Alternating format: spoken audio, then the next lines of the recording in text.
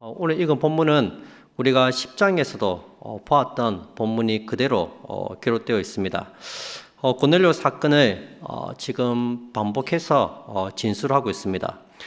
베드로가 다시 한번 반복을 한다는 것은 그만큼 이 사건이 가지고 있는 중요성이 있기 때문입니다. 10장에서 고넬료와 그 집에 모였던 모든 이방인들이 성령을 받은 사건은 베드로와 일부 형제들 앞에서 일어난 개인적인 사건이었습니다. 아직 예루살렘 교회는 공식적으로 이방인들의 개종이나 그들이 자기들과 같이 성령을 받은 사실을 목격한 적이 없었습니다. 이제 베드로가 예루살렘 교회 앞에서 고넬료 사건을 증언하고 이방인 선교가 공식적으로 인정을 받게 됩니다. 이를 계기로 이제 본격적인 이방인 선교가 시작됐기 때문에 역사적으로 이 사건은 굉장히 중요한 사건이라는 것입니다. 당시 유대인들은 주님께서 땅끝까지 복음을 전하라는 이 말씀을 굉장히 소극적으로 이해를 했습니다. 그들은 주님이 말씀하시는 땅끝은 이방인들은 포함되지 않는다고 생각을 한 것입니다. 땅끝까지 복음을 전하라는 말씀을 단지 전 세계에 흩어져 있는 유대인들에게만 하나님이 복음을 전하라 하시는구나. 땅끝에 보면 전 세계에 유대인들이 흩어져 살고 있으니까 디아스포라, 이 흩어진 유대인들에게만 하나님께서 복음을 전하라는 것이지 이방인들까지 전하라고는 전혀 생각하지 못했다는 것입니다. 그들의 마지노선은 사마리아까지였습니다. 그래서 사도행전 8장에 보시면 사마리아 땅에 복음이 증거되었을 때 사마리아 사람들이 하나님의 복음을 들었다는 그 소식을 듣고 예루살렘 교회에서 베드로와 요한을 파송합니다. 그리고 그들이 가서 이제 사마리아 사람들을 위해서 성령 받기를 기도하는 일이 있었습니다. 사도행전 8장 14절 15절 말씀입니다. 예루살렘에 있는 사도들이 사마리아도 하나님의 말씀을 받았다 함을 듣고 베드로와 요한을 보내매 그들이 내려가서 그들을 위하여 성령 받기를 기도하니, 유대인들은 이방 땅으로 여겨졌던 이 사마리아 사람들에게만 이까지가 복음을 전해야 된다고 생각했습니다. 왜냐하면 사실 이 사마리아 사람들도 사실은 유대인입니다. 그 이방인들과 피가 섞여서 그렇지 사실 이들도 유대인입니다.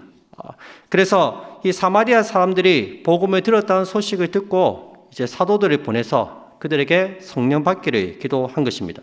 그런데 이 백부장 고넬료는 다릅니다. 그는 유대인들과는 피 한 방울 섞이지 않는 이방인이었습니다. 완전한 이방인입니다. 그런 이방인 고넬료가 복음을 받아들이고 성령을 받았다는 사실은 예루살렘 교회에 큰 충격을 주었을 것입니다. 그들이 생각하는 이방인들은 지옥의 땔감으로 진짜 성정을 하지 말아야 될 사람으로 그렇게 완전히 무시하지 않았습니까? 그는 그들에게 하나님의 성령이 임하셨고 우리와 똑같이 하나님의 백성, 하나님의 자녀가 되었다는 것이 그들에게는 엄청나게 큰 충격이었다는 말씀입니다. 그들은 도무지 이 사실을 용납할 수도 없었고 받아들일 수도 없었습니다. 만약 교회가 이방인 고넬료의 구원 사건을 인정하지 않았다면 베드로는 이단으로 아마 낙인 찍혔을 것입니다. 이방인 선교도 난간에 부딪혀서 활발하게 이루어지지 못했을 것입니다. 그러나 교회는 베드로의 모든 진술을 다 듣고 이방인들의 구원을 인정하게 된다는 것입니다. 이때로부터 본격적인 이방인 선교가 시작이 되는 것입니다. 물론 처음부터 이 예루살렘 교회가 이방인들의 구원을 인정했던 것은 아니었습니다. 예루살렘 교회에 있는 사도들과 성도들 중에는 베드로가 이방인 고넬료를 찾아가서 복음을 전한 것을 두고 비난하는 사람들도 있었습니다. 우리 1절부터 3절까지 말씀을 함께 보도록 하겠습니다. 유대에 있는 사도들과 형제들이 이방인들도 하나님의 말씀을 받았다 함을 들었더니 베드로가 예루살렘에 올라갔을 때에 할례자들이 비난하여 이르되 네가 무할례자의 집에 들어가 함께 먹었다 하니. 여러분, 예루살렘에 있던 사도들과 형제들이 베드로를 비난하는 이유가 무엇입니까? 도대체 베드로가 무슨 큰 잘못을 저질렀기에 이렇게 베드로를 비난하고 책망하고 있습니까?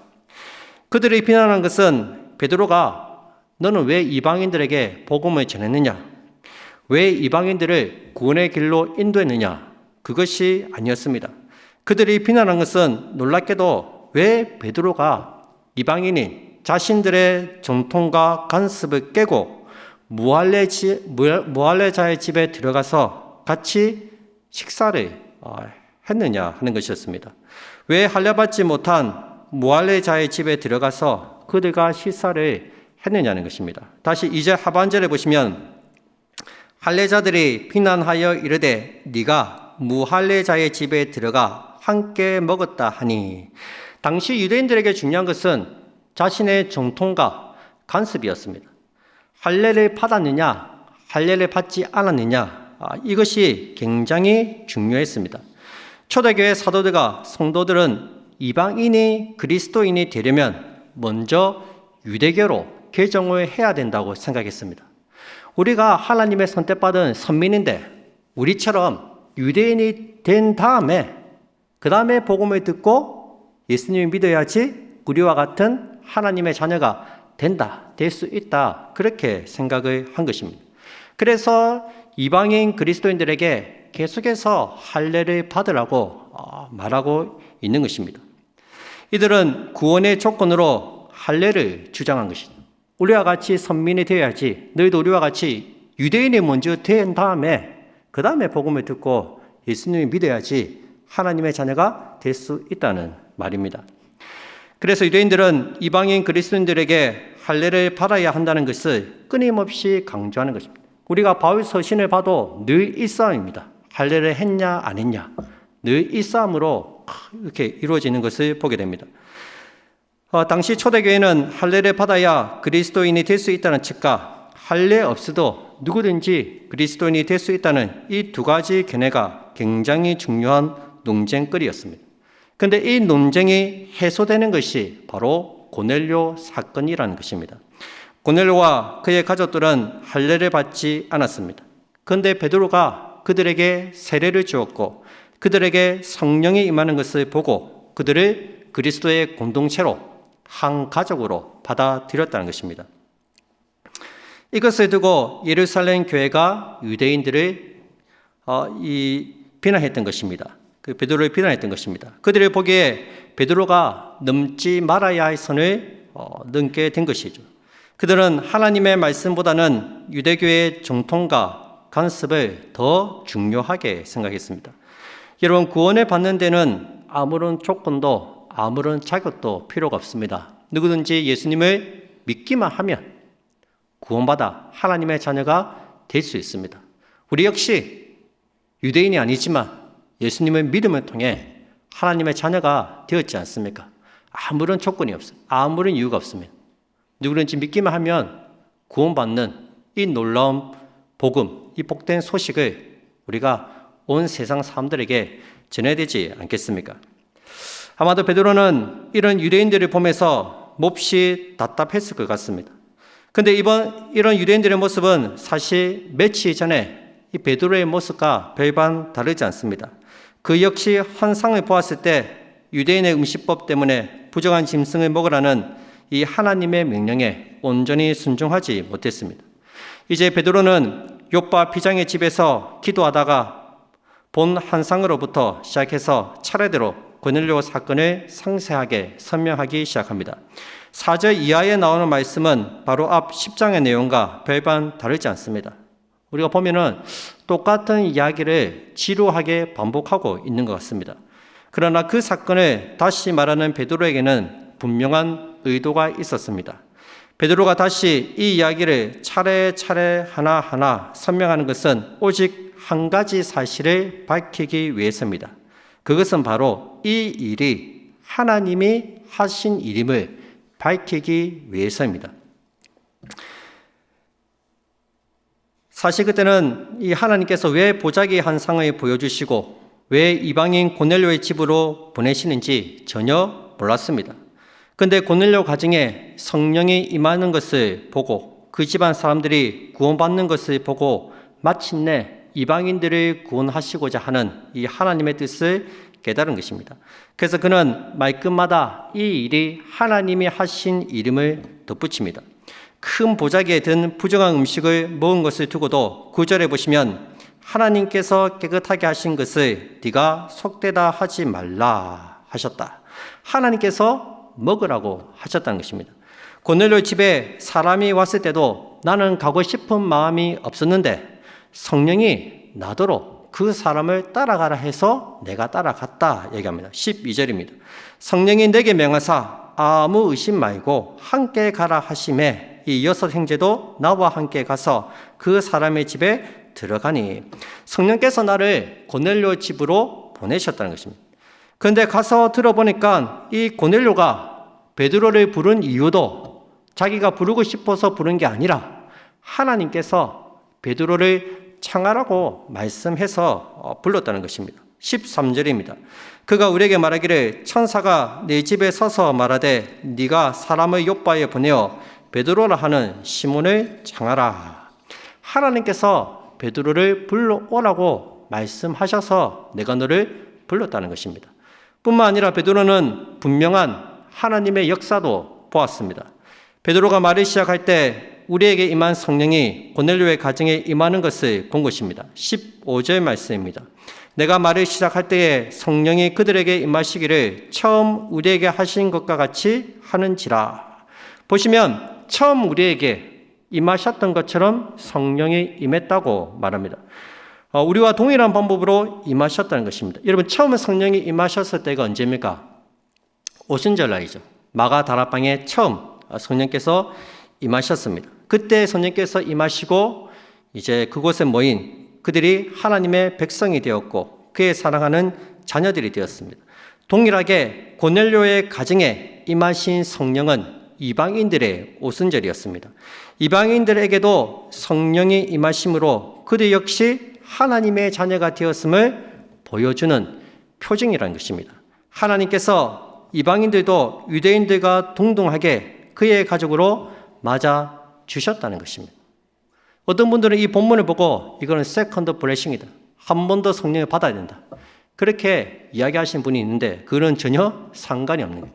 처음 임하셨을 때는 유대인들에게 임하신 것이고 두 번째 임하신 것은 이방인들에게 임하신 거예요. 이방인들도 이제 누구든지 구원받은 하나님의 자녀가 될 수 있다는 것을 보여주신 사건이라는 것입니다. 여러분, 베드로는 하나님의 역사를 분별할 수 있는 영적인 감각이 있었습니다. 하나님께서 이방인들도 그의 자녀로 받아주셨다는 것을 깨달았던 것입니다. 우리들에게도 이런 영적인 분별력이 있었으면 좋겠습니다. 여러분, 그런데 성령이 임하신 시점이 언제입니까? 보시면 내가 말을 시작할 때에 성령이 임하는 것을 보았다 이겁니다. 그런데 실제로 10장에 보시면 성령이 언제 임하십니까? 베드로가 말을 시작할 때 임한 게 아니고 어느 정도 복음을 전한 다음에 끝에 가서 성령이 임하십니다. 바로 처음부터 말을 시작하자마자 성령이 임한 것이 아니라는 것입니다. 그런데 베드로는 내가 말을 시작할 때부터 성령이 임하셨다. 그렇게 말하고 있습니다. 왜 그럴까요?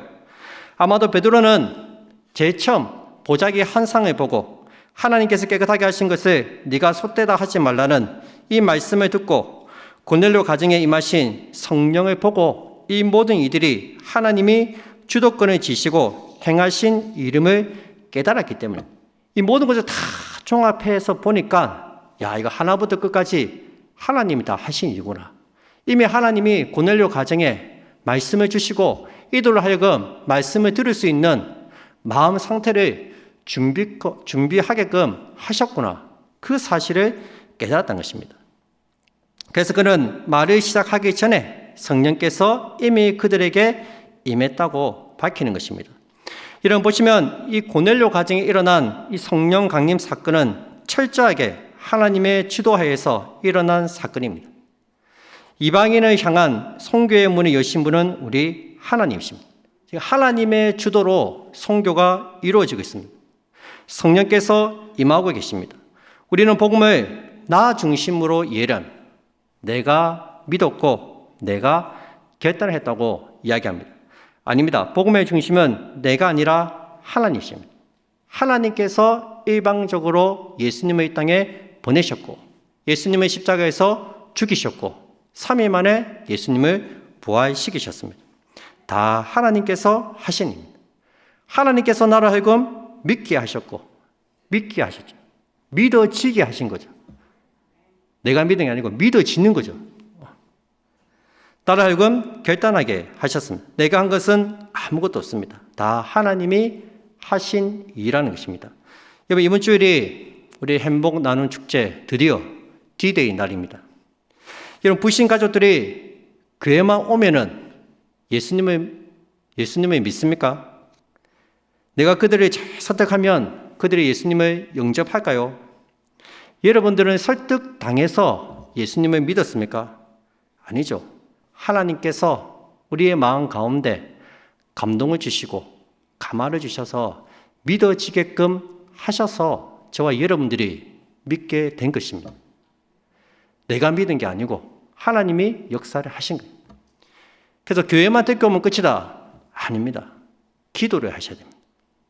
말씀을 통해서 하나님의 말씀이 그들의 귓가에 들려질 때 하나님의 말씀이 그들의 심령에 심겨져서 그 말씀이 역사할 수 있도록 여러분들이 기도를 해주셔야 됩니다. 기도밖에는 없다는 거예요. 교회만 듣고 온다고 다 해결되는 것이 아니라 기도를 해주셔야 됩니다. 그리고 말씀을 전하시는 목사님을 위해서 목사님의 선포되는 그 말씀을 통해서 이 영혼들이 예수님은 나의 구주, 나의 하나님으로 영접할 수 있도록 주님께서 말씀 가운데 권능을 주시고 능력을 주셔서 역사해 달라고 여러분들 기도를 많이 해주시기 바랍니다. 베드로는 이 모든 이들이 하나님께서 주도권을 지시고 하신 이름을 믿었습니다. 그래서 내가 어떻게 능히 하나님을 막을 수 있겠느냐 그렇게 고백합니다. 우리 다 같이 17절 말씀을 함께 읽도록 하겠습니다. 시작.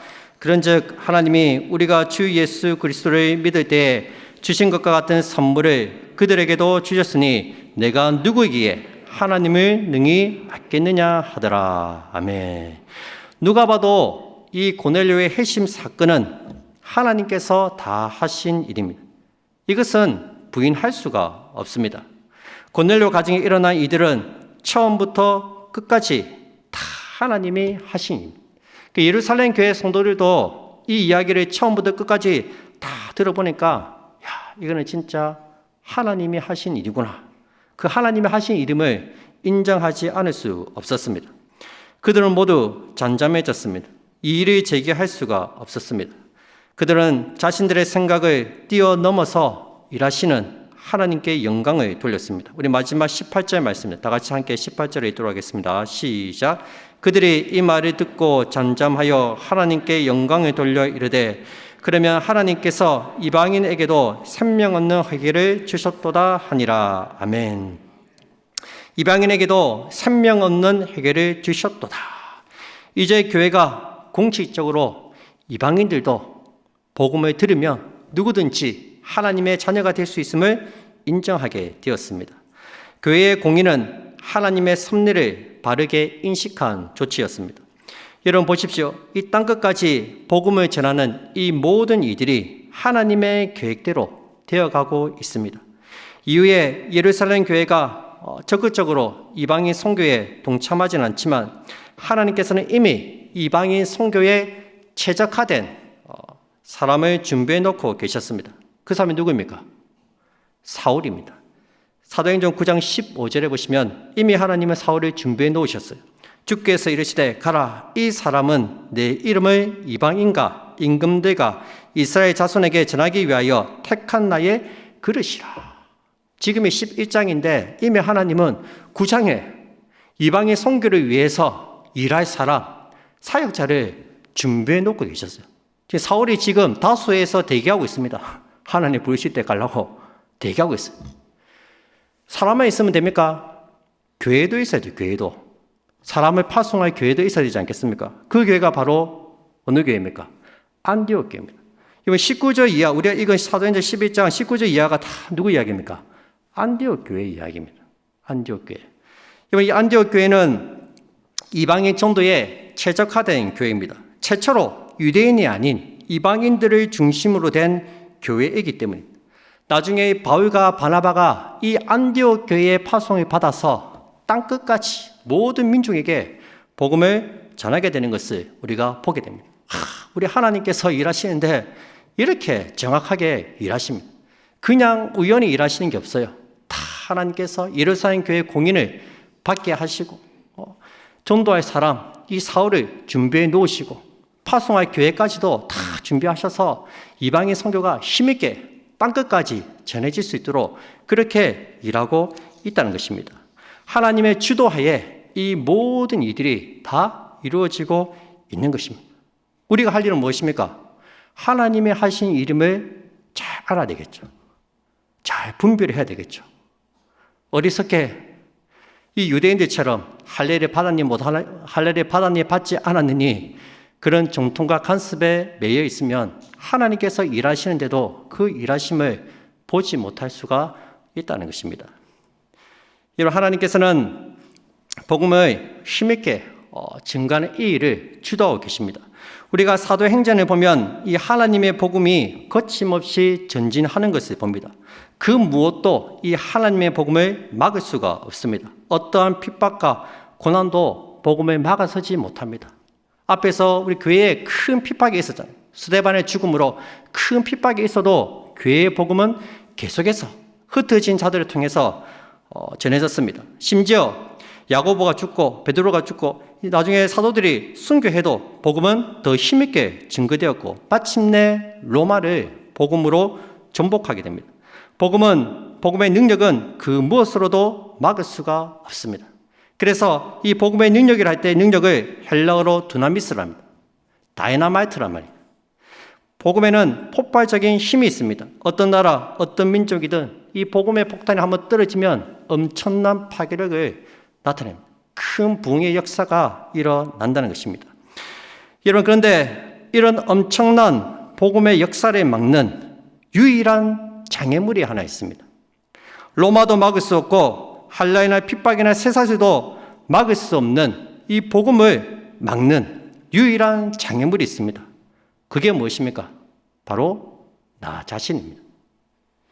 본문에서 복음을 막는 가장 큰 장애물은 안 믿는 사람들이 아니라 복음을 땅끝까지 전해야 할 증인들 자신이었습니다. 할례자들의 전통과 간섭이 복음의 역사를 막고 있었다는 것입니다. 여러분, 우리 안에 심겨진 이 복음의 씨앗, 말씀의 씨앗이 자라지 못하도록 열매 맺지 못하도록 막는 것은 다른 그 무엇이 아니라 나 자신이라는 것입니다. 나의 생각과 나의 고집과 나의 아집이 나 안에 심겨진 복음의 씨앗이, 말씀의 씨앗이 꽃이 피우지 못하도록 막고 있다는 것입니다. 우리는 말씀 앞에 내 생각 다 내려놓아야 합니다. 내 고집과 내 아집을 꺾어야 합니다. 내 안에 있는 가시떡이를 뽑아야 하고 내 안에 있는 돌덩이들을 다 캐내서 다 밖으로 버려야 합니다. 다 치워야 합니다. 마음밭을 개간해서 우리의 마음밭을 옥토밭으로 만들어야 합니다. 그래야지 내 안에 떨어진 이 복음의 씨앗, 말씀의 씨앗이 폭발해서 30배, 60배, 100배의 계시를 맺는 것입니다. 여러분 자신을 잘 돌아보시기 바랍니다. 하나님의 말씀이 내 안에서 살아서 역사하려고 하는데 내가 지금 그것을 막고 있지는 않는지, 내 고집 때문에, 내 생각 때문에 하나님 말씀에 온전히 순종하지 못하고 있는 건 아닌지 잘 돌아보시기 바랍니다. 내 안에 숨겨진 말씀이 살아서 역사하기 위해서 우리는 계속해서 성경을 읽어야 하고 기도해야 하고 고난을 통과해야 합니다. 더 겸손해져야 하고 더 낮아져야 합니다. 들은 말씀을 먼저 나에게 적용을 해야 합니다. 우리 안에서 일하시는 하나님의 역사가 중단되지 않도록 그 역사를 막지 않도록 항상 그분의 뜻을 구하고 믿음으로 살아가는 우리 모든 성도님들이 다 되시기를 주님의 이름으로 축복드립니다.